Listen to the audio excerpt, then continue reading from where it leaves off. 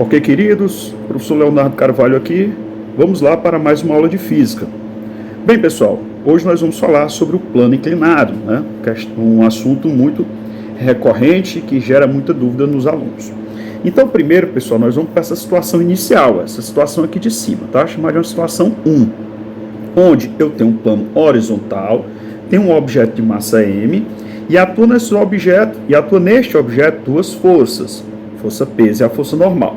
Nesse momento, o módulo da força peso, exatamente igual ao módulo da força normal, essas forças se anulam e o bloco e a bolinha esferinha está em repouso, ou seja, a resultante das forças que atuam nela é exatamente igual a zero. Agora, o que é que acontece? Se este plano aqui, pessoal, for levantado, né? Vou aplicar aqui uma força e esse plano sofreu uma inclinação, que é o que nós temos na situação de baixo. Quando esse plano sofrer essa inclinação, observem que a força peso, se a gente tirar uma linha da situação anterior, pega uma linha aqui vertical da situação anterior até essa situação posterior, essa situação 2, notem que a força peso, continua vertical para baixo, né? Bora lembrar como é que a gente calcula força peso? Força peso, massa do objeto, vezes o campo gravitacional onde ele se encontra, né? Então, neste caso, quando eu inclino o plano, supor aqui, que o plano tem inclinado um ângulo θ, certo? O força-peso continua na vertical, mas a força normal, e aí nós temos que lembrar que a força normal sempre forma com a superfície um ângulo de 90 graus. Então, a força normal inclina do mesmo jeito que o plano inclina, certo?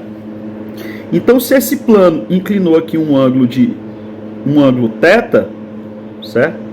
Se eu continuar aqui a força normal, como o plano inclinou um ângulo θ, então esse ângulo de inclinação da normal é o mesmo ângulo θ, certo?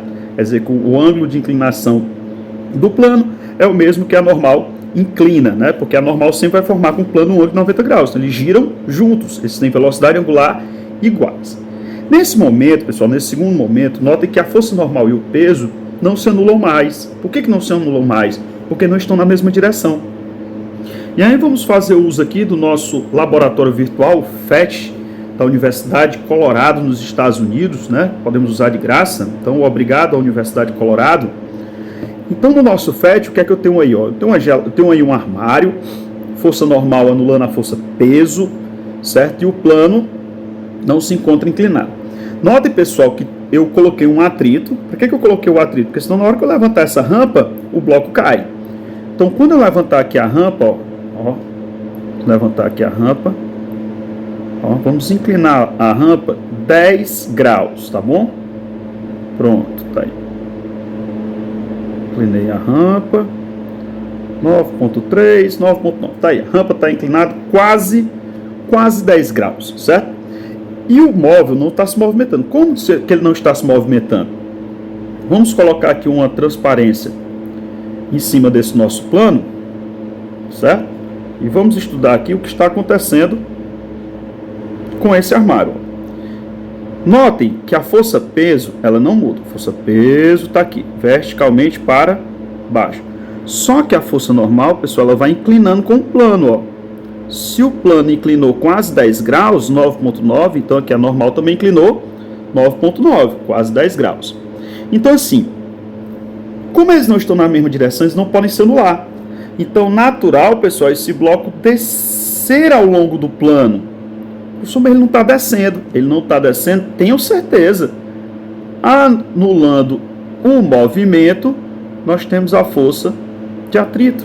Mas, senhora, professor, mas a força de atrito está anulando quem aí? Não tem ninguém puxando para baixo. Tem. Que força estaria puxando para baixo? Para isso, nós vamos fazer um artifício que nós usamos muito quando estudamos vetores, que é o artifício de decomposição vetorial. Então, o que é que nós vamos fazer, queridos? E aí, sempre que vocês pegarem plano inclinado, tem que fazer essa decomposição vetorial. Aqui, vou continuar o eixo do peso, certo? E o eixo do peso, nós vamos chamar de eixo Y. Agora ele virou uma setinha. E o eixo do movimento, nós vamos chamar aqui de eixo X, certo? Eixo Y é o eixo do peso, eixo Y é o eixo do peso, exatamente, e eixo X é o eixo do movimento. Eu posso decompor, pessoal, qualquer uma das forças aí, tanto o peso como a normal. Só que a normal, pessoal, ela está perpendicular ao eixo X, então ela não ia ter componente no eixo Y. Então nós vamos decompor quem? Nós vamos decompor a força peso. Para decompor a força peso, olha o que é que nós vamos, olha a mudança que nós vamos fazer, ó. Professor, mas o eixo X aí não está formando 90 graus com a horizontal, não. Com o eixo Y não está formando um ângulo de 90 graus com o eixo X. Corretíssimo, tá mesmo não. Para isso, o que é que nós vamos fazer? Vamos fazer uma mudança aqui, ó. Você sabe quem vai ser o nosso eixo Y? Nosso eixo Y, ó, em cima da normal. E o nosso eixo X ao longo do movimento. Nota que o eixo X e o eixo Y formam 90 graus. E aí o que é que nós vamos fazer? Vamos decompor essa força peso. Nós vamos dizer, ó, que uma componente do peso está anulando a força normal, por isso que o bloco não sobe. Como é que eu vou chamar essa componente do peso? Vou chamar essa componente do peso de PY. Então por que o bloco não sobe e nem desce? Ele não sobe nem desce porque o PY está anulando a força normal. Note que PY colou no ângulo θ. Como o PY colou no ângulo θ, então PY é o peso vezes o cosseno da inclinação. Agora, a outra parte do peso, a outra componente do peso, olha aqui a outra componente do peso, ao longo do plano, puxando o bloco para baixo, que eu vou chamar de Px. Então, pessoal, quando eu divido o peso em duas forças, o Py, né? Eu estou pegando, olha aqui à direita, eu estou pegando a força peso, que é um vetor, estou dividindo a força peso no vetor Px e no vetor Py, certo? Ou eu uso Px ou eu uso Py. O Py, olha aqui na direita de vocês, vou botar uma seta aqui, ó. Py, ó, anulando a força normal. E o Px? O Px é quem está puxando o bloco para baixo. Então, como a normal é anulada pelo Py, então a nossa força resultante, o que vai puxar o bloco para baixo é exatamente o Px. Beleza? Se nós voltarmos lá para o FET, vamos voltar aqui para o FET, ó, vamos fazer aqui a nossa anotação em cima, beleza? Ó. Então, a força peso, uma parte dela, estou fazendo uma parte do peso, está virando o Py. Então, uma componente do peso, este Py, anula a força normal. Então, como é que eu ia calcular a força de atrito aí, ó? Bora lembrar que força de atrito é μ vezes a força normal? E quem é a normal no plano inclinado? No plano inclinado, a normal é o Py, que nós já vimos lá, que é P vezes o cosseno do ângulo. E se Py é P cosseno do ângulo, quem vai ser esse Px? Quem está puxando o bloco para baixo, né?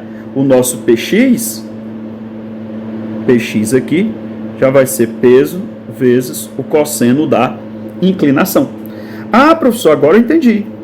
Agora sim, a força de atrito está anulando exatamente o Px. Por isso que o bloco não escorrega. Exatamente. Agora, queridos, olha, vou tirar aqui a anotação do lado, do nosso plano inclinado, certo? O que é que acontece se eu ficar aumentando essa inclinação, ó? Se eu aumentar a inclinação, olha que a inclinação agora é 16 graus, vou colocar logo no nosso sistema de vetor lá em cima deles, ó, certo? O que acontece quando eu aumento a inclinação? A função seno de 0 a 90 graus é uma função crescente. E a função cosseno é uma função decrescente. Certo? Então o que está acontecendo? Quando eu aumento essa inclinação, eu estou aumentando o Px. E aí, para ele continuar em repouso, o atrito tem que aumentar. Certo? Desculpem. Só que tem um problema no atrito. Porque o atrito depende da força normal. E aí, quanto maior a inclinação, a normal diminui. Por que a normal diminui? Porque o Py é uma função que depende do cosseno. E aí fica uma função decrescente de 0 a 90 graus. Então, quanto maior a inclinação, maior o Px, menor a força de atrito. O que é que vai acontecer se eu começar a aumentar o Px e diminuir a força de atrito?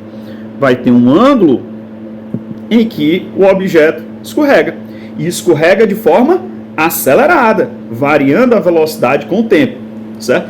Nesse momento, para ele descer de forma acelerada, quem seria a força resultante? Seria o Px que puxa para baixo, menos a força de atrito que está puxando o bloco para cima. Então, meus queridos, apareceu uma questão de plano inclinado. Vamos pegar e botar a caixa lá em cima de novo. Apareceu uma questão de plano inclinado, automaticamente você vai pegar a força peso, dividir em PY, PX. PY, P cosseno, PX, P sendo um ângulo. Aí você esquece do peso, trabalha com os componentes. PY anula normal, PX vai puxar para baixo. Se tiver um atrito, então o PX vai ter que conseguir romper essa força de atrito. Senão, a força restante é o PX. Queridos, nos vemos nas próximas aulas para tirar dúvidas sobre as questões de plano inclinado, tá bom? Todos, paz e muita saúde em vossos coraçõezinhos. Tchau, pessoal!